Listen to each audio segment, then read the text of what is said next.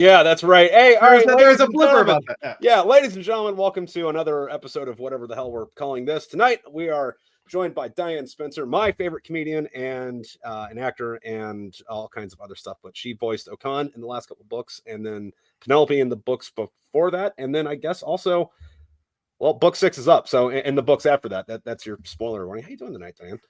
Hello, everyone. Yeah. I'm here in lovely London. It's quite dark now. It's 9:30 at night. Obviously, we're getting colder and colder, which is good. But yeah, it's lovely to be here. Yeah, it's good to have you. Which also that reminds me, because before this we were talking about a few things, but kicking the pig. I don't know if I sent you the script fucked up or not, but there was one of the lines you were doing for O'Con. You're like, is it get this pig or kick this pig?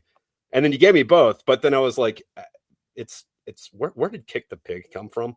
And I went down on this like deep dive on it, and it was like, oh, it's from football, and it's made of pigskin. I distinctly remember the outtake being she decided to go with kick because kick sounded more violent and therefore more you. Which was incidentally correct. Yeah. Deductive reasoning. I'm very glad. Yeah, but also like absolutely loved your portrayal of O'Con, like 100% kick ass with that. And I love how much, and I'm guessing it's, I'm inferring this, from the bloopers and all that, where it's like, all right, got a line. She's worn out. I'm going to go run around the house and do some push-ups. And here's a line. Give me a minute. And then I just hear, here's the other line. Well, method acting. Yeah. I mean, if it was really method acting, I'd be doing what you do. I'd be outside, like actually making an effort to expend some energy. But yeah, I love audiobooks, and I love the fact that you gave me O'Con because, I am never gonna get to play a Marine, not really, unless I'm like the weird, quirky comedy Marine that's like, everybody, remember to take your ribbons on your guns. Like I'm not the butch person, the person that you would trust with a gun. I don't really have the Well, if you ever come over here, I'll let you borrow one for an hour. The thing about guns is that they're kind of an equalizer. Anybody's dangerous with one in their hands. So. Especially in 0G, like you're not carrying a bunch of weight around. So I love this idea. Honestly, when eventually I come to America, I so want to fire a gun. Like I was doing a shoot in Poland, and there was like a group of 10 of us. No, not a shoot. A shoot. And we were kind of saying, oh, well, we've got a bit of downtime. Should we do anything? And there was a shooting range. And I was like, oh my God, we could go and fire like proper machine guns and stuff. But I seem to be the only one who's like enthusiastic about it. So yeah, I'll have to wait until I come over for a visit. It's weird to think that that's a mark of tourism for American culture. Like, I want to go to America and shoot guns. Like, yep. That's you mean Thursday? Yeah. All right. Although ammo's gotten friggin' expensive, but it's starting to go back down. I mean, I say that it's ridiculous because actually every Sunday where I live, they do clay pigeon shooting just down the road, so you can hear them like popping. Well, why don't you get in on that? That's like a sport. Like, that's really fun. I like that. I mean, it's not like your schedule is that fucking busy. Jesus, where are you going to carve out? Well, actually, that's a lot of time. What is that? That's going to be a 4-hour event once a week. I don't know. It'd be fun though. You should do it. Yeah, but I kind of want I want to try a handgun. I want to try one of those. But yeah, I guess like anything too big that I have to put into my shoulder. The first time you shoot a shotgun, you will bruise your shoulder. Yeah. But like after that, you're gonna be like, yeah, come on, yeah. They're gonna tell you to hold it tight. They're gonna tell you to hold it snug, and you're gonna be like, yeah, I am holding it. Ow, fucker! Like, I think I was like 10, and it knocked me over, and the guy behind me just caught me and pushed me back up. He's like, "Good job, sport." I'm like, I don't want to go again. No, but I mean that is a common thing with my overseas friends, whether they're in I don't know, England or pretty much everywhere besides Canada, but like Australians, the Irish too. And they're like, oh yeah, I want to go shoot a gun. I'm like, dude, I had a gun when I was 10. I'll teach you, but I don't know. Point it this way. Just point it this way and pull the trigger. Hold on. You'll be all right. Like Alice and Resident Evil 2. There's nothing to it. Try to Yeah. hit him in the head. And I'm sitting there like, you That's could not have how this you told her a little more than that. Yeah, no, I love it. Very good advice. You just point it and it goes that way. It's like, right. I don't know. I went on a date with a chick. This is a long time ago. And we went shooting. And I was like, do you want me to hold your arms down like while you shoot? And then she's like, no, I know how to shoot a gun. I'm like, all right. Bang. Recoil comes up, hits her right in the forehead, gave her black. Oh. Oh yeah, but like I come home and my dad's like, dude, you didn't have to beat her up. I was like, I offered to hold her arms down, man. Oh wow. I've seen it. Also, it was Jill from Resident Evil 2. I just need to self-correct on that before the many people currently watching this podcast come after me. Can I just say that the Resident Evil series, I genuinely loved 1, 2, 3, and the first maybe 15-20 minutes of 4. Like, for me, they Was were there a whole Extinction or I can't remember what the fourth one was called. I can't remember what the fourth one was called. We're talking about the movies, right? Okay, all right. Yeah, I can't remember what the fourth one was called. I'll have to look that up. That's okay. The fourth one, to my mind, doesn't exist. I didn't finish it either. Actually, I'm right there with you. Yeah, no, because the first 3 for me, I absolutely loved. I just thought Mila Jovovich was incredible. I love the fact that we went from the lab to Raccoon City to the world. I loved how the colors changed in the first one. You know, it was very like inward and dark, but still with that red dress. And then in the second one, there was a lot of blue because we were in Raccoon City. Apocalypse. So for some reason, Yeah. everything was blue. Yeah. And then the last, it's just like Mad Max for the next generation in the desert. Oh, but with the secret underground. Oh my God. I Right. They all it. had personality. They all had like an aesthetic that Yeah. they're striving and driving towards. I hadn't thought about just how blue Apocalypse is. You're right. Like, yeah. So then you weren't too far out of place when I was like, all right, so this is a Space Marine, regular Space Marine stuff. And then O'Con has a gun. She's really scared and there's zombies everywhere. Have fun, Diane. Yeah. There's a fifth one with Mila. Yeah. Yeah. Afterlife and then Retribution. I didn't finish Afterlife. I did not know there was a Retribution. But is there a reckoning? Ah! What happened to the color and personality? Was it green this time? No. In the fifth one, the fourth one just went nuts. The fifth one was more nuts than the fourth, which was incredible. Ambitious. And it started tying itself in loops. But you know how you get massive plot holes that really annoy you? Oh yeah. Yeah. So that was a thing that I had with Resident Evil 4. It's a constant struggle for me. Trying to like this popcorn fiction, sci-fi horror stuff, but also really caring about writing. and you're being torn between your two lovers. And I'm like, I'm usually gonna side with the writing one. Like, well, I mean, you know, that's all kind of subjective though too, because like a lot of people really hated what was the Alien where they cloned Ripley and they were on a Resurrection. I love that one. I don't care. I love that one. I enjoyed that. It was a very dumb, bad movie. But yeah, I was a kid it. when it came out, and now I watch it. I'm like, okay, I see what people were saying. I get it, but like, no. I think it was miscast slightly. But I liked the Auriga. But I think the casting of Jonas was wrong. I think they could have played him as more the same way that Michael I don't know how to pronounce his surname, like Biner? Bean. I've never we did this on one of the past podcasts. None of us know how to say that name. Yeah, I think it's Bane, but I'm not sure. Yeah, so the guy who played Hicks, he was just incredible in the second Aliens film. Because he was not that in your face tough guy, but he was rock solid, dependable. He just got through that film. He was just brilliant. Like, to me, he was so believable. But in the fourth film, the guy who played Jonas, for me, he was too cartoony big, and for me balanced it a bit. But I love again going back to the color palette. Right? So yellow. Sorry, what'd you say, Chuck? It was Ron Perlman, right? Was it Ron Perlman? Yes. Yeah. He's I just pulled up the cast. Yeah, he was a Joner. Yeah. Yeah. Ron Perlman, and he is kind of a larger than life presence. What is the deal with sci-fi giving people weird names for stuff? It's like, bro, these are humans. Give them human names. First of all, lest we forget, Winona Ryder's in that movie. Yeah, and she's always awesome. And her name was Call. So like, yeah, you're right. Yeah, she was a robot though, so I guess that one kind of makes sense. She can have whatever name, yeah. No, but what I like about from the film set, probably. I think she just put some things in her handbag and went. I mean, that was in her heyday of her kleptomania, right? I believe so. Yeah. I could be wrong.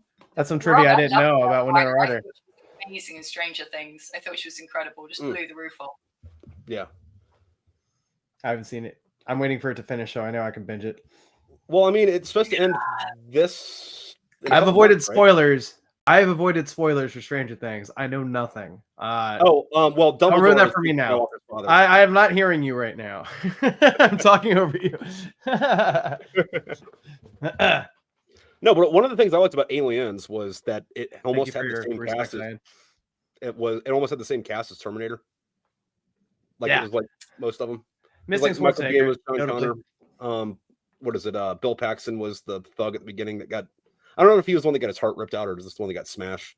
But then Bishop was one of the detectives. Fun facts about Terminator, though. Did you know that the actor that played Bishop was supposed to be the Terminator at first? No. Yeah. Yeah. I can't see him as the Terminator.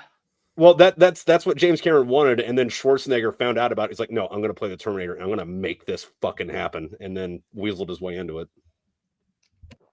Wow. I don't want to. They also briefly considered O.J. Simpson, but didn't think it would be he could sell being a killer. No, he literally sold being a killer. He has a book. No, that's if he did it. Yeah, right. If I did it, this is how I would have done it. Yeah. Oh, Alpha Omega was answering our questions earlier in the comments. I didn't realize. He said RE4 Afterlife, probably when I asked the question and did not realize that he supplied the answer. Thank you. I'll read the comments now. Oh yeah, I can see the comments too now. Yeah. Okay. Oh, he was great as Johnny Ringo in Tombstone. Oh yeah. Michael Bane. Oh, you think pistols are your ally? Awful Bane. Yeah. Oh my god! For a minute, I thought you were doing Mad Max 2. Oh, I was doing. After. I was Tom Hardy. So, with your writing though, Trip, when I did get a bit confused, like if I saw something that I wasn't sure about, I'm sure that there's many bloopers where I'm having to make a decision based on what I know about how you write. And yeah, I'm sure there's I have zero complaints about anything you gave me at any point. Now would not be the time to bring them up. I put them in the blooper reel. The blooper reels are some of my favorite things ever, especially because you do like a master reel at the end of audiobooks. Yeah. And they really take me back to the recording sessions because we are often together while recording. Not together, but like on a video chat. Or on a video chat, and he's first of all, he catches every mistake I make in real time, which saves a lot of time. And second of all, he's got a lot of direction that he wants for narration. So Trip has sat there and watched me record every minute of narration for the last 3 books. Yeah. And I had him going, I had no idea. Yeah, he's very involved. Yeah.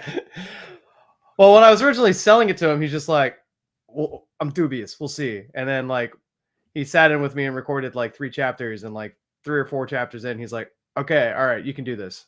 Let's commit. But then we never stopped doing like the joint calls while I was narrating, and it just became kind of a like weekly hangout routine. Now, do you think that is like because you have quite an art, like a very specific artistic idea of how you want it to sound, or do you think you had control issues, or both?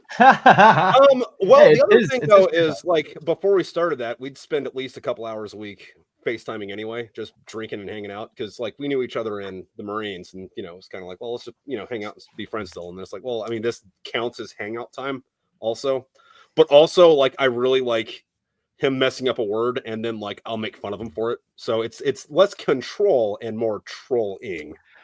In the first book, I had a really bad habit of misemphasizing cigarette. Oh, you missed that. What do you mean? I would How say do you I would say misemphasize? cigarette instead of cigarette. And it became it became kind of a running gag where he would call me a mean name related to a cigarette every time I said it wrong. That I won't say here. But you're not entirely wrong either. But anyways, moving on. But also like if I do something like, oh, how would Doc say coyote? Where's he from? Would he say coyote or coyote? I'll do both. And then just to fuck with me, he will take one pronunciation from one take and then splice it with the other take so that my character is inconsistent. And he does that with me on narration as well, and I have to be very careful. He's very wily. Coyote. Yeah. No, That's amazing. Like, oh my god. Okay, so the other day, we were watching a very old British detective series. Like, it's called Miss Marple.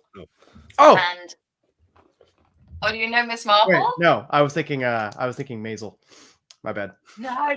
So Miss Marple, Marvelous Mrs. Maisel. Her whole shtick is she's this little old lady, and she wears grey, and like people barely really notice her, and she goes around knitting, but her mind is incredibly sharp, and she sort of works things out. And people always confide in her because she's old, and they assume that she is an idiot because she's old, and she solves the entire case. And but there were these people who were pretending to be American.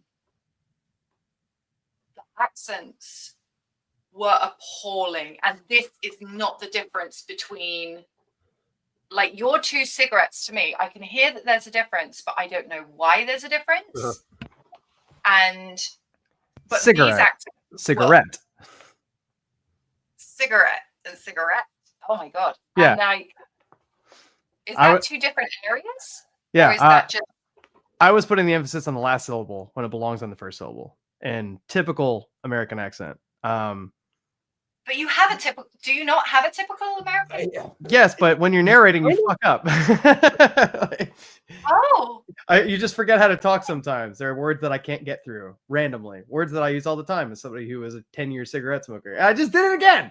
Well, I mean, the other thing though is like the microphone is kind of like an idiot enhancer because like it's like, I know how to say things. I know how to make sentences. I'm going to look at the sentence that's on the screen right now and say the words. Why the fuck did I say words? I also loved on the topic of accents. I loved your Australian accent, and I love the bloopers of you trying to find the Australian accent. And it's fun for me because that's the only Commonwealth country I've been to. I spent 3 months in Australia, resisting picking up the accent because sounding like a Yank was actually working out for me in Australia. I had the fun and foreign and exotic accent. But yeah, like I was listening to that. I'm just like, oh, that's fun. I want to have a character with an Australian accent. You were killing it. It was great. Yeah. Oh, thanks. It's funny. It's like when you're right. I find that my mouth just makes strange shapes when I'm trying to do something else. And it's so good to be able to stop yourself and re-record it and pick up that moment where you've really said, like an American word that, because I've actually got this book that has been teaching me the American accent, like an audio book. Okay. Are you willing for us to hot seat you, or are you going to give us? Are you going to do your best? Yeah. Okay. Yeah. Fine. Right. But I mean, what do you want me to say? I don't know. What are you learning? Okay. So she says that the way you do an American accent is you talk like you're falling down the stairs, and your voice has to fall down the stairs, and that way you sound like this. But the problem is, you sound North Midwestern. Yeah. Oh, hang on, I go like this. If I do it for too long, for some reason, I go up here, and I don't know why. Okay, Stacy. Oh, who do you sound like? Friends. Oh, Girl. Phoebe. Yeah, you sound like Phoebe from Friends. Smelly cat. Yeah, Yeah. it's very easy to flatten that too Yeah, much. well, and it's good with the croak with that little fry at the end. So at the end of the word, yeah. Thank you. But that's nice. also a regional thing. So Sure. I mean, because like America's got like what 14 big accents where you can be like, I can narrow that down to 3 states. Oh yeah, and I guess I grew up in what is considered a pretty accent neutral part of the states. I was like in the like East Central Ohio area, which isn't to say I don't have an accent, but it's hard to pick up on in other parts of the country. Like, oh, that's definitely where you're from. Which is why I think that I'm a bit of a like accent chameleon. I tend to start picking up other people's anytime I go somewhere because I'm basically just like an empty bucket for an accent. Just pour one in. Everyone else, I think, has a more interesting way of talking, and I'm always like resisting adopting it. First of all, because people think you're making fun of them if they notice that you suddenly start talking like them. And otherwise, just it was really weird being an Ohio boy and then joining the Marines and then ending up in California and just getting all this like California lingo and accentry dumped on me. And like I start saying hella immediately. Yeah, but hell's a wicked cool word, bro. Yeah, it's a hella cool word. Yeah.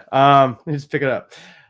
Now I'm gonna do that on purpose though, because like I've only ever been overseas with the military. So if I ever go again, it'll be for not that. But wherever I go, I'm gonna come back with a thick accent from that place and just pretend like it's natural. So what's your British accent? What's my Australian's way better than my British because every time I do British, I overthink it and then it slips into Australia or Scottish. Brilliant! You sound like Dick Van Dyke. This sounds great. Now I really want to hear it. We need to get like a line or something, a line of script. There's this wonderful Scottish skit where they're stuck on an elevator. It's like, where the buttons? It's voice recognition software. Voice recognition software on the left. They don't do Scottish accents. 11. You got left. On the left. The left was great. Yeah. I'm inconsistent with it. I have to listen to some of it before I go into it. Yeah. No, I can't really do them besides like it's funny because they actually make sometimes making fun of David Bowie, but that's really it. Do what? Do what? Do what? What? I did no such thing. No, but if you're sort of talking like this, like if you were going to go and have tea with the Queen, you're sort of talking like this. Well, it's either David Bowie or you, and I don't listen to quite enough of you walking around from day to day, and half the time that I do, it's an Australian. You sound like Eric Hofstad doing Novelberry. You sound like internet common etiquette.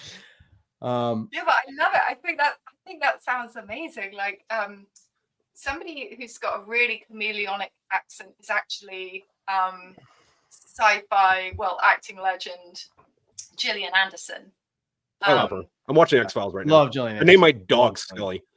Yeah. Your dogs are both named after X-Files. Yeah. Got Scully and Mulder. Yeah. So she, I think she's actually part American, part British anyway. And it's interesting because she was in a British detective series called The Fall, and she played a British, person. But the first time, because she is British, the time I saw her, she was Scully. So I always assumed she spoke like that. And when I saw her, I was like, oh, wow, her English accent is absolutely amazing. And then there was one tiny slip where she said photograph. And then you were like, photograph. I was like, she said photograph. Photograph. Like, and she said aluminium. with a T, like a photograph. Instead of photograph, we say it like PHODO. We say photograph. But she said photograph. She said photograph. No, she said that with the D, but she was supposed to be English. Oh, she's supposed to be doing English. Okay, other way around. There's some words where it really comes out.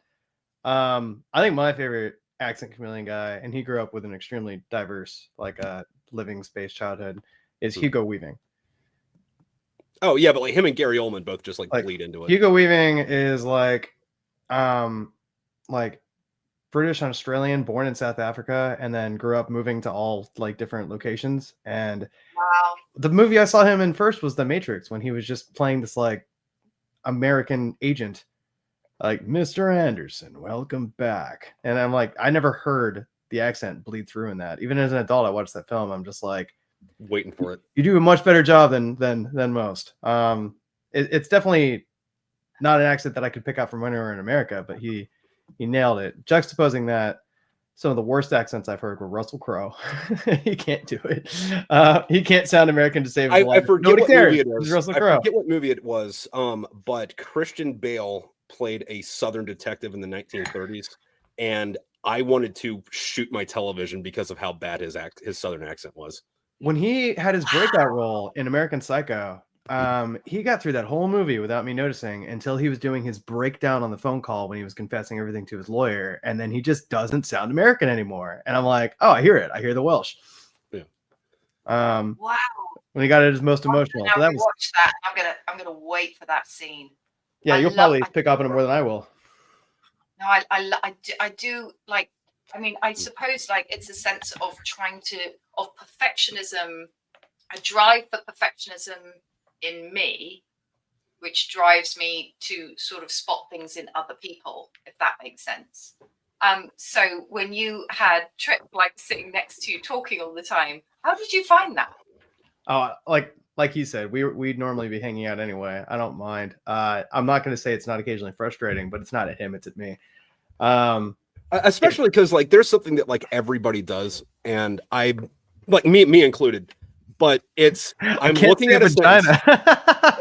like that's say, another word. That's the one I'm going to pick on you here in a minute. Yeah, like, that's say like your line is like, hey, here's the link for your stream, right? Anytime of the day, hey, here's the link for your stream. Yeah, here's the link for your strip. Here's the link for your strap. Here's the link for your. Here is the link for your fucking stream. God damn. Here's the link for your screen. Yeah, like you have to work it out a lot. Although someone, we didn't know this until we were listening to it, but puts an R at the end of the word vagina. No, I say vagina. Put it right in the vagina. Yeah, I say vagina. Yeah. Like vagina. I can't do it on purpose right now, but every time I'm recording, and it like takes me back to like being 8 and like hearing the word for the first time. And like I have a relative named Virginia, and I was just like, that's the same word. And like just thought like, oh yeah, it's the same word. Like, and I'm like, what? Why would a body part be called my like that a person's name? That's a weird thing to call it. I mean, that was before I understand that we had like Dick and John and all kinds of things to call human body parts. But yeah, no. I later realized there were different words. Yeah, see, what's funny though is like over here, Fanny's your butt. Willie. Yeah, over here, Fanny's your butt. Yeah. No, over here it's your front butt. Your front butt? The hell's a front butt? It's your tiny little front butt. Stick around if you want to learn more. Vagina. Vagina. Like I'd say vagina. It almost sounds like you're saying vagina. Yeah, it's before you've shaved it. Your vagina. Your vagina. Your vagina. You're making it sound like a furry thing now. No. Fairy tales, furry confirmed. In addition to the vomit fetishes, we now have vaginas. But yeah, no, I didn't notice that until you brought it up, Chuck. But yeah, no, somebody pukes in someone's mouth or on their junk in almost every fucking book, and I didn't realize I was. You didn't realize you were doing it. I called you out when I was certain there was a pattern and I could anticipate it coming. I'm like, it's finally time to put you on blast for this. You accidentally are vomit fetishizing in every book. Yeah. Well, Diane, you've recorded some of it. Yeah. You want to ask me how fun it is having him breathing down my neck when I'm doing voice lines? I've never gotten to do. I've narrated sex scenes, but I haven't gotten to act a sex scene. So, is that fun? Yeah. Also, the thing on that is like when you go to record it or like edit it, it's like like because when you write it, it's like this is hot. This is what they're doing. You go to record it, you're like I'm a fucking pervert. Jesus. Fuck. I got to do this out loud. I live with family. that is the slight issue. So, yeah. Alpha Omega's put Trip's thinly disguised fetish. Yeah, thanks, guys. So, because I live in what's known in England as a semi-detached, so that means that this like wall here, is attached to another house. That's how I would describe most of my relationships. But yeah, no, it's cool for a house. So it just meant that there, like, I was trying to be careful, because obviously when you're recording, like I tried to mainly do all of the recording first thing in the morning. Like I had to sort of warm up my voice a bit. Gonna It wait was the until I best hear time their to do door it. open and shut, and then I'm good. But then, but yeah, obviously recording a sex scene is quite funny, because you're sort of sat there in your pajamas and you've got your coffee and you're scruffy as you like, and you just, you just sort of sat there and go, okay, all right, here we go. Ooh, and then you're like, yes. I'm It feeling is so bizarre sexy right just now. doing it in an audio fashion. Yeah, Yeah, it was kind I of funny though. Yeah, no, it was kind of funny though, because like after we got Those the scenes first are one hilarious. edited, I love I was listening to it with Chuck. I was like, I have to rewrite these books and make Penelope a fucking nun. Like, God, I'm so disgusted. What am I asking other people to do? Yeah. So thank you for being a saint, Diane.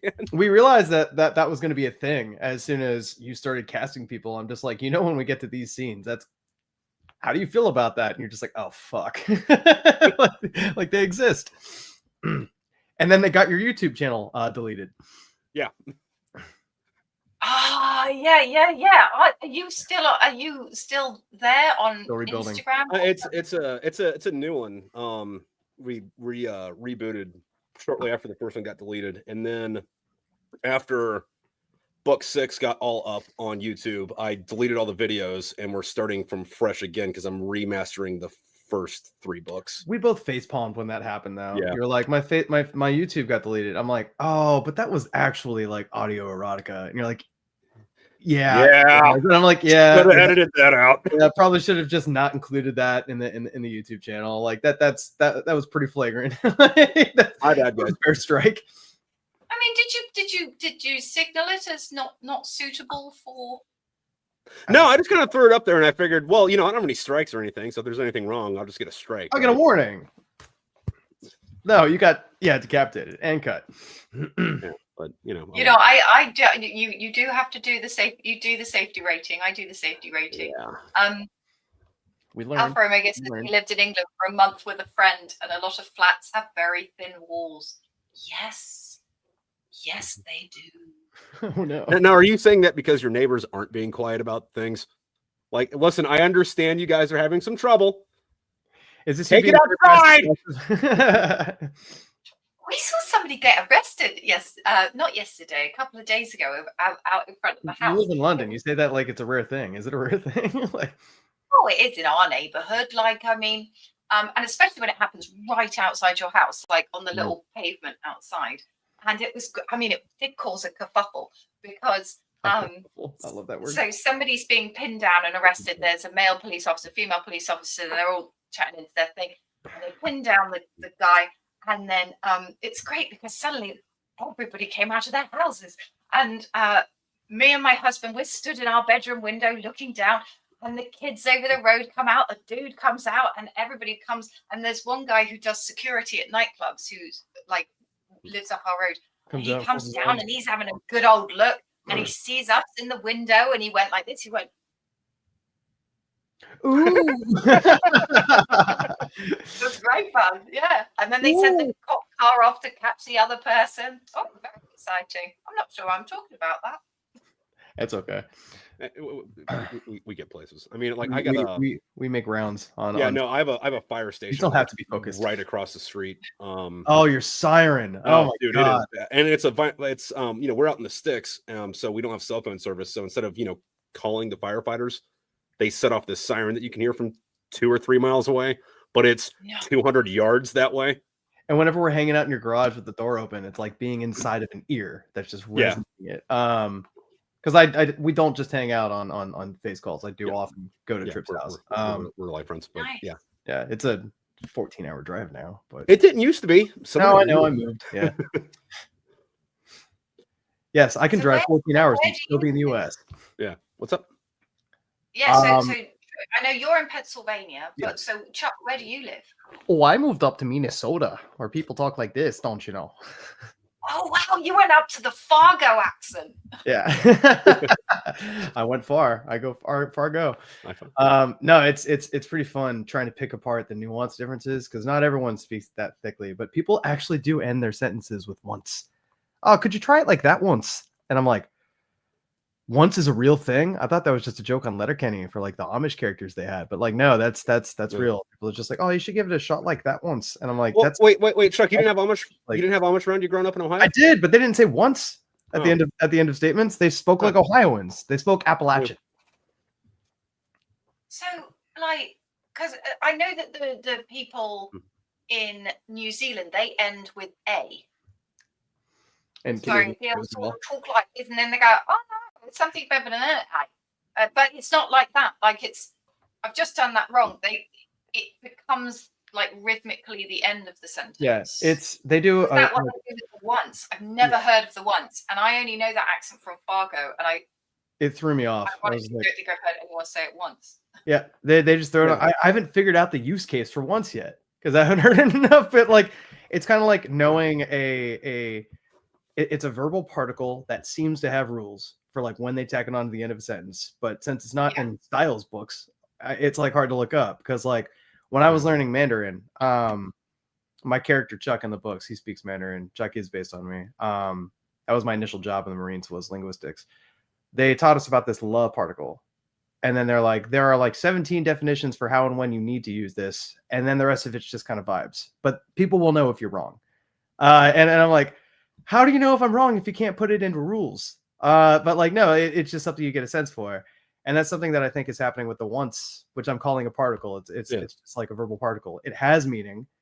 It is part of like finishing a sentence. Maybe it just makes it feel more symmetrical or rhythmic. But they only use it in specific ways, but it doesn't have any meaning in the sentence. Well, I mean, you got other stuff like that too, because if you go down south, you have now at the end of words or at the end of sentences, like "thank you now." How are you now? Good news. Yeah. Not so bad. Oh wow. That's so like that's amazing. So with linguistics, is that are you like a polyglot? Did you have to speak like lots of different languages? No, you get a specialty assigned to you, and then you get sent to the defense language school, and you spend 2 years just learning that language all day, every day. And yours was Mandarin? Yeah, mine was Mandarin, which in the Marines there's no use for, but I had high aptitude scores and there was an empty seat, so that's what I got thrown into. Because the Army is giving us these schools because the Army actually owns the academy and they have the money, and the Marines is just like, well, we've got to have some Chinese linguists or we'd be irrelevant. So like, you over there, you can learn it, right? Good luck, because it would have made sense at the time for me to learn Dari, Farsi, Pashto, Arabic, something in that ballpark, but that's just not what they gave me. But it was cool. We're teaching you Chinese, and we're sending you to that little island in the Pacific, Japan, Hawaii. That's close. Hawaii. Is it gonna be a nice part of Hawaii? No. Thanks. There's no not nice part of Hawaii. Fuck off. Yeah, you're right. Feral chickens and paradise. Fucking fires. Mm-hmm. Have you ever been to China? No, I haven't. Yeah. So you can speak Mandarin and you've never been? Correct. Yeah. It's fun to bust out from. You're never gonna go? I'd like to. Yeah. Or is it kind of like, is it that you don't want to go because you actually were in the Marines? Do you think that as soon as you land, they're like, hey, how's it going? We know who you are. Do you know what I mean? Like they're going to be like, you're not coming, sir. I'm a bit worried about that. I've had friends who had my job who went to China and had a good time. Good. That doesn't mean that while I was active, they probably wouldn't have known who I was. If militaries are doing their job, which makes you feel humble and small, knowing that like when you're in certain kinds of jobs, that it's somebody else's job to know who you are because of your job. That's a very strange feeling. But yeah, no, I don't think it'd be a problem. I've been a civilian for 15 years, and yeah, I've been everything from line cook to teacher since then to FedEx package loader handler. Like, and now you teach people how to make fire in the wilderness. Yes, it's so fun. Love it. I enjoy it. Yeah, I went back to some roots in that regard. Our friend Alpha Omega says that he lived in England or she, I don't know. Lived in England for a month with a friend. A lot of the flats have very thin walls, so That's why we got on the conversation. Oh yeah, you're talking about the cop outside because of the thin walls, and then you seeing everyone come out of the woodwork, literally.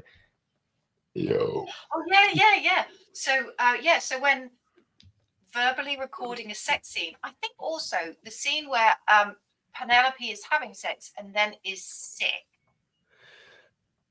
Retching is sort of retching's an interesting one to do in an acting sense because you're having to speak and your instinct is to cover your own mouth.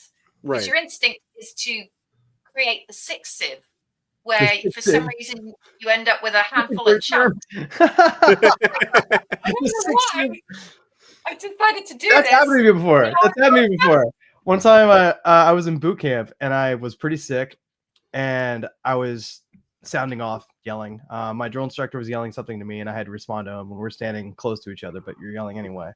And I went to yell as loud as I could from my stomach, really using the diaphragm, and instead I just hurled and I cupped my hands and I just and it just filled up right at the rim. I didn't spill a drop.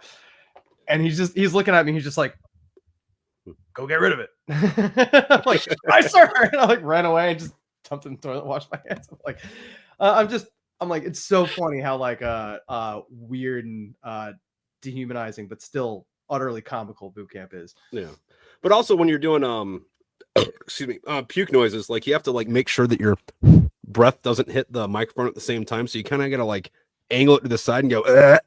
We've thought a lot about this. Once or twice. There's more characters that puke in these books, man. I'm sorry, I didn't know I was doing it so much. I think the zombies puking in people's mouths is also a fetish thing now. Yeah, fucking probably. Yeah. It didn't happen to O'Con, so Diane doesn't have to. Diane's making a face. You're goddamn it. Every time O'Con is like dealing with the zombies was my favorite thing ever. God damn it.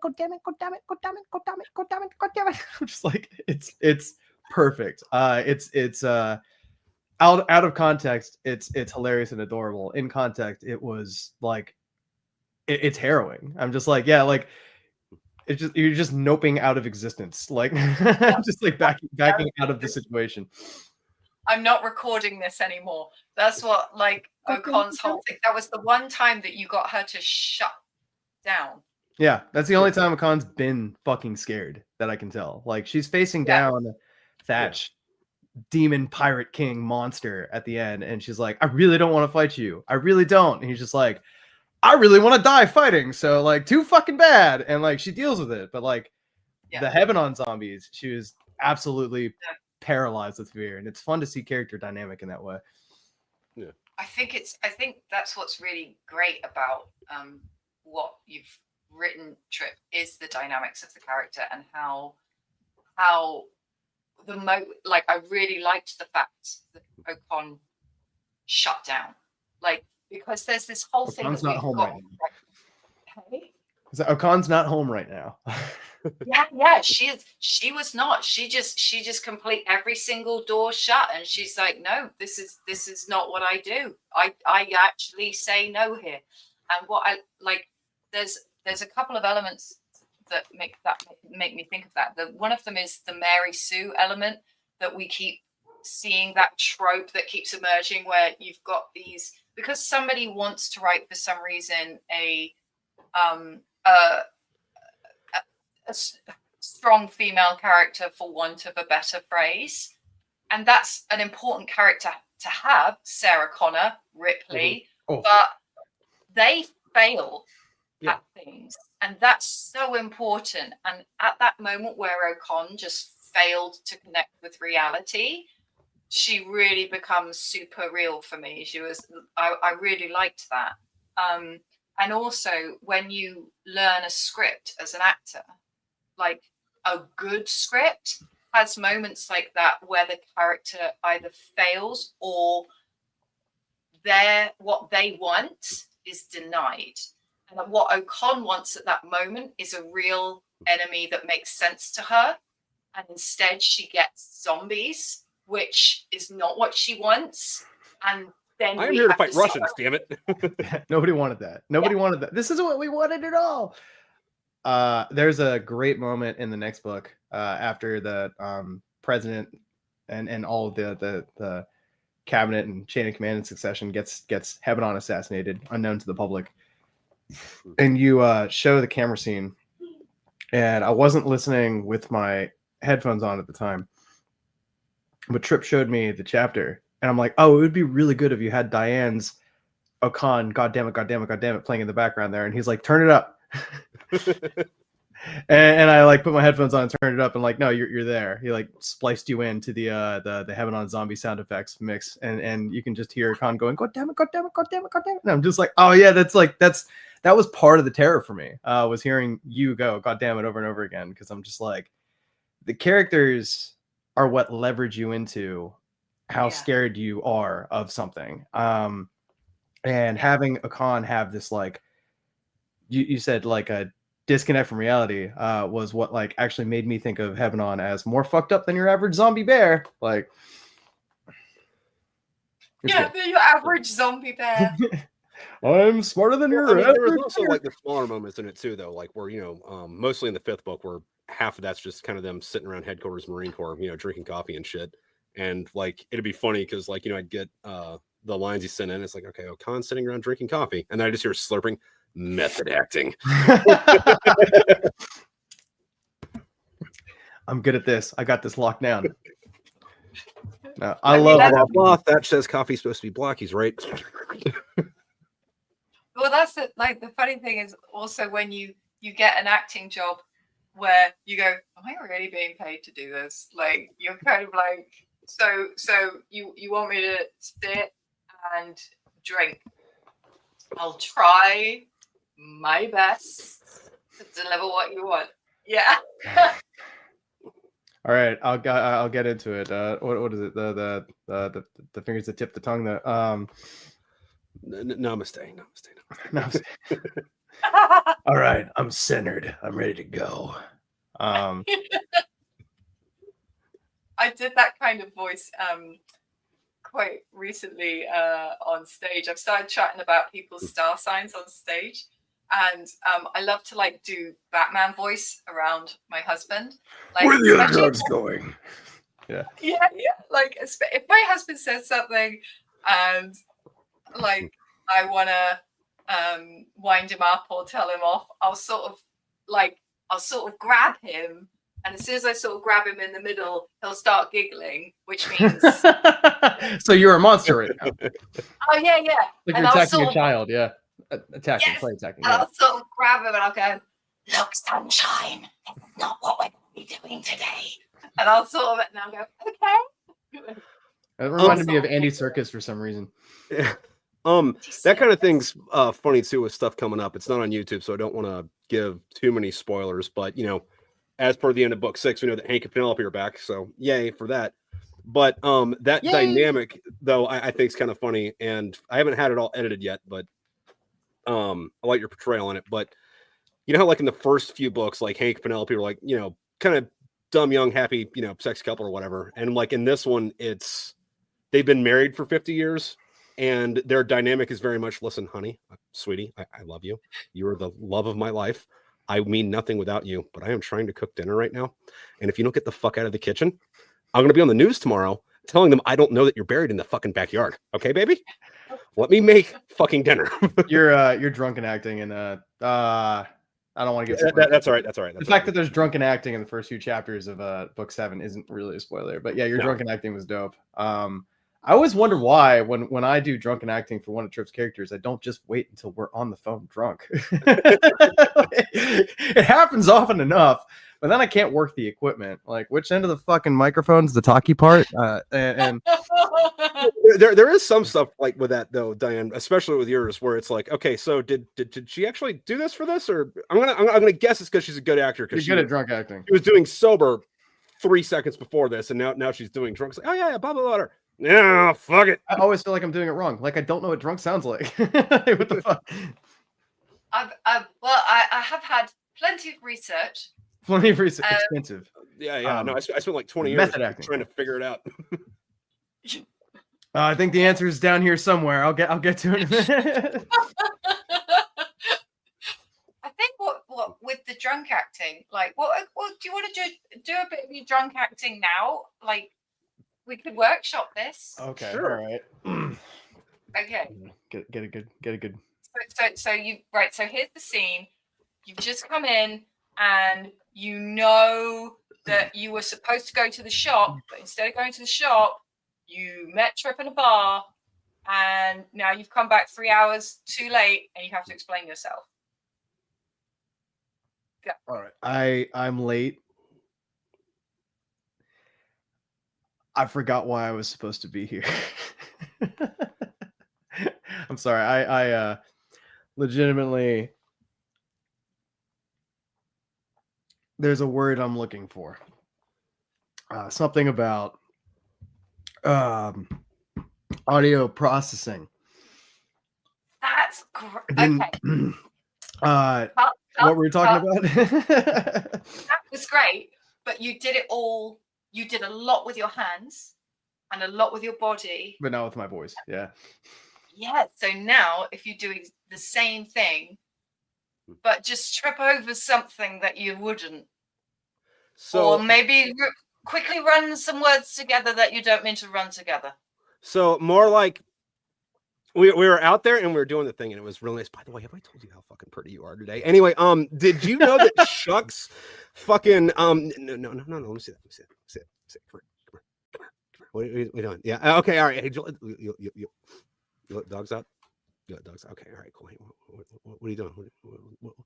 Oh, you're talking to your wife drunk right now. Oh, sorry. Well, she's only talking when I'm drunk. I'm sorry. Yeah, usually. Yeah, but do you never? You got to slur it a bit, even if you wouldn't naturally slur it when you're drunk. So I am a terrible actor, so I will method act. I'm gonna say, trip drunk. Yeah. I get a little bit mad. Can I finish? Can I finish? There it is. You get manic when you get really drunk. You don't become less, you become more. It's highly entertaining. It's actually hard to tell when Trip is truly lit because unless you know what to look for, it's an energy level. You seem intact to me of mental faculty. Well, I mean, there was also a point in time where excuse me. I don't remember 2016. And that wasn't that long ago. None of us want to. And no. I mean, it was seriously like either a fifth of something or a 30 rack every fucking night. I was drinking with Stockton. I was living next door to Stockton. I went to college drink with them. So like, yeah. I got married that year. It was nice. Hey, big year. Hey, so you're coming up on a Lots of decade. Fucking tell Kevin the high five. Thanks, man. Yeah, I'm pleased. I'm pleased. Yeah. I'm glad. Well, I would hope so. Yeah. So I guess with it, the funny thing is that because everybody's different when they're drunk, like one of my eyes closes before the other one. You can tell. So I'll be trying really hard to and I'll be like, yeah, no, we could go or we could not. It's just way too much work to keep them both open, and why bother when you have like double vision anyway? So you should just. It's funny though, because like my wife gets really smiley, and then this one goes over here somewhere. How? That's amazing. She doesn't have a lazy eye. No, how does that work? Just when she drinks. Though I do seen remember Mel one Good in time drunken years, except for the time I brought that bottle of Prairie Dog bourbon over. That's the only time I've seen Mel good and drunk in many years. Well, she liked the whiskey and it didn't hit her at first, so she drank the whole bottle. And it's too easy to drink too much bourbon, especially when you're not used to drinking too much bourbon. Yeah. Anyway, she dips out and like I haven't seen her in like 20 minutes. I'm like, oh, well, everybody else is downstairs. You all right? So I go upstairs and she's like not making out with the toilet, but it looks like she might have tried to like make love to it while she was like, I was like, all right, let's throw you in the shower and take you back. I'll be back downstairs in a few minutes. Poor girl. Yeah. Oh man. It was like, that was bad. I'm not sure if it was Prairie Dog bourbon. It might have been Campfire, which is fairly expensive. And I brought it over. I'm really excited to show this stuff off because it was like hard to get at the time. And then it was gone. I'm like, oh well, at least it was enjoyed twice. Yeah. On the way up. Uh, No, but I do remember it was like one of the first times we were talking, Diane, and you were saying that like last week, not last week now, but last week, you know, however many years ago, you were like, yeah, no, I stumbled out of the pub on the River Thames, absolutely cunted. I was like, that's how you use that. Absolutely. It's like fuck it, use it however you want. Put that in the wheelhouse group. We Americans are just shy about that. Funny on the topic of Australians. Like that was my first foray into a Commonwealth country where people actually use that word unabashed. How dare! And the first thing anyone said to me, there was a junior enlisted standing up on a balcony. He's like, "Oh, welcome, cunts!" And I'm like, "You don't even know me." And the lieutenant, as ye all say, he leans. He's like, "Oh no, that's more of a term of endearment here, mate. It's all about the tone. If he says, "Oh, you fucking cunt," you might need to get scared and like cut her off. But if he's just saying, "Oh, you cunt," like it's good. It's jovial. I'm like, all right. Yeah, no, I remember I was in Afghanistan and we had a British unit there, and the first time I ever heard it like that was somebody was on the other side of the. We were on camp, so it's a term of endearment here. But yeah, no, somebody was like, "Oh, bloody cunt!" I was like, "Are you mad? Or are you having a medical emergency, buddy?" oh, you're just lighting cigarettes. Okay, cool, gotcha. Oh, I just realized we tell the same joke so often. Yeah, we've known each other too long. But anyway, Diane, your drunk talk acting thing. It was good. Also, good. Oh, thanks. Yeah, it's just like just thinking about what the audio experience of the person the other end is. So even if me, myself, and if I was drunk, You mean me, myself, and die? Nice. I would try not to slur my words. And it's quite funny that when you get drunk, according to Chuck, you go manic. I can totally believe that. I can totally believe that suddenly you're just faster, just more. Well, I get excited about stuff, man. And it's like, I want to talk about shit. Like, dude, like fucking goddamn, this thing that fucking happened the other day. Like I saw it and it was neat because like, as a little kid, we had something like that, right? And then like, you put it together and it's like, dude, I have money to fucking buy this thing now. And it's awesome. Except for, that tree fell down in my front yard and now I got to smell like fucking. I think the thing I said that was sorry, the most encapsulating of, and you never would have let me do this if you were drunk. You actually just let me run you over. When you're drunk, can I finish? Can I fuck finish? Like it's one of my favorite trip quirks. I'm like, oh yeah, of course, my bad. Because like we interrupt each other constantly, and it's not a big deal. But when you're drunk, you're excited, and you're like, no, I got to get this out. Can I finish? Can I fucking finish, Chuck? Please. Yeah, but but that's great that you've got all of this going. But unless it's been established as a character, right, that Trip does this when he's drunk. Until it's been established, you're right. You can't do it. But what's funny about that is that because it's a very unusual way to be drunk, it's actually got a lot of comedic potential because it could mean then that later on we see Trip going absolutely fucking manic at somebody and we go, oh no. Oh, he's drunk. He's drunk. And it's and like that kind of like, and then people are going, this guy's he's clearly on everything. We should give him the keys to the car. No. Like, yeah. Well, see, that's the thing, though, is like everyone like tells you not to drink and drive, but nobody ever tells you how fucking fun it is, man. Like, goddamn. I mean, don't drink and drive, kids. It's like being on a roller coaster. This car is basically driving itself. Come on, don't worry about it. One of my favorite clips from a comedy series. It's not drink driving, but it's called Father Ted. And it's about these priests that live on an island. And at one point, one of the priests, he has to drive a car from one end of the island to the other. And he's driving it and he just falls asleep at the wheel. And then the next morning, the car's still going. And thank he's God. asleep and literally goes, and he just carries on driving. I've been watching Blackadder recently. This wasn't that, was it? No, I love Blackadder. Which series are you on? I'm not too far into it. Mr. Bean is still the not Prince guy. So I think. Oh wow! Is it like the really early one then? Not Elizabethan, but like where he's Edmund and he's weird and his voice is sort of very wonky. Yeah. I've been going back and forth between that and Mr. Bean. mostly because I forget what his real name is. Like, I don't know if you guys ever over there called him his real name, but he's never Rowan been his real name. He's never been Rowan Atkinson. He's always just been Mr. Bean. Mr. Bean. Like, I don't care what he shows up in. I He's think that's Mr. pretty Bean. American. I think a lot of Americans just know him as Mr. Bean. I met him once. Oh no way! Really? Yeah, he's really tall, and it's Really? Because he weird. looks short. That's not how he portrays himself. But I think He is shorter is funnier. Huge. It's like he's so tall, and it's because he likes racing cars. And my family and I were at a car racing event, and he was driving his car. And I was like, "Oh my god!" No, it wasn't with my family. Oh well, I showed them afterwards, and I sort of wrote a little note to him saying something about, "I think you're amazing. I really want to write television." Like, I was very dinky at the time.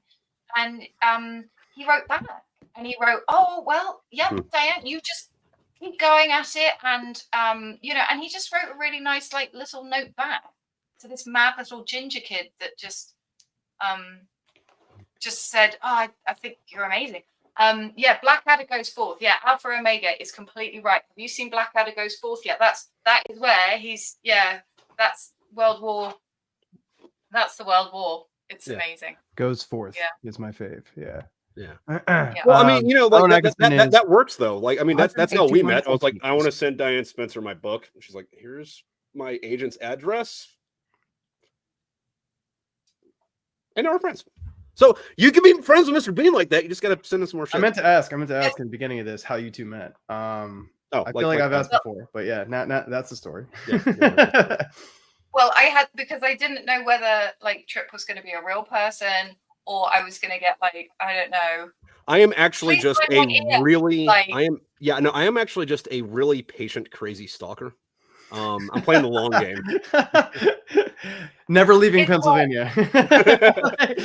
I am like it's gonna be 10 more years, but like one day you're gonna look outside and like I'm gonna be the wildlife guy scooping up the fox in the backyard. "Oh, you live here. Weird. I'm just out back getting rid of the raccoons." Eating a squirrel. Yeah. Do you guys have squirrels in London? Yeah. Okay, they don't have squirrels there. They didn't have squirrels in Australia. I had an Australian friend come to visit, and he's just like, "Well, what the fuck is that?"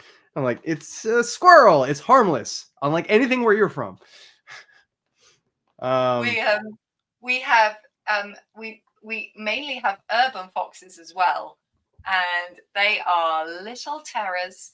And when it's fox mating season, they are noisy. What the fox say? Yeah. That song was accurate when it comes to them foxes fucking. It is a noise. It's like Satan. Yeah. Straight up. I heard this awful noise outside of my back door when I lived in that Maryland Odenton apartment when you visited. I had this like little hillside with trees on it. And I just heard this horrendous noise. And I just like walked outside and I looked around. I lit up a cigarette. And then finally I catch a glimpse of this fox. It's just standing with half its body coming out from behind a tree. And I'm like, "Oh, okay, interesting." And then I lean to the right and see that there's another fox connected to it. And they're like facing away from each other. I'm like, "Oh, now this is awkward. I should go." Like they're connected. They get stuck together for like upwards of an hour. Like when they meet. Yeah. And you wonder why people write romance novels about that. Their genitalia intertwine in a way that makes them lock in passion. Yeah, no, but I remember fucking one time I was on here and I was talking to you, Diane, and my internet went out and it like left you alone. And you're like, "I don't know where Trip is. I don't know what's going on." I got foxes outside having sex right now. Yeah, no, and I come back watch it later, and like for like the full, there's like a 2 minutes where like, yeah, so there's these foxes in the backyard. They're going, like looking like Trip come back. That's what the foxes make. Those have to be. I watched that. I was like, "Holy shit, fucking that's hilarious." Hugh Laurie's character is the best. Oh, Hugh Laurie's in this. All right, I'm hearing a lot of good things about the show. Horrendous noise. Cougar scream. Sounds like a cross between a woman screaming bloody murder and a baby's no. Yeah. Well, that's podcast. Yeah. I'm sorry. I've been working on my fry, my animal noises. I'm gonna have to go in a minute because I actually have to get up really early to go to an audition. All right. Wow, busy night. Well then, on that, ladies and gentlemen, thank you very much for tuning in. Stay tuned for more. Go listen to Diane Spencer's comedy. She puts all of her stuff up on her YouTube channel. And Diane, do you have anything for everybody before we get booted? Oh well, I was gonna assume that you guys were gonna carry on chatting. Oh no! This is your episode. Oh, okay. We will go on chatting though, just not on here. Sorry, folks. Perfect. That's perfect. No, just yeah. Obviously, please come and find me at my YouTube channel. Thank you for listening to the books that we've all made together, because it's just been such an exciting process, and I just love the fact that now I've officially been in space and I've been a Marine, and it's just so cool. And if I'm not being a Marine and I'm not in space, I'm a green lady who gets drunk and thinks fights are hilarious on Earth. It's just great. So do please listen in, and thank you for listening in if you already do. All right, we'll people. We'll put a link to your channels above. It should be in Do the thing. We'll see. All right. Adios.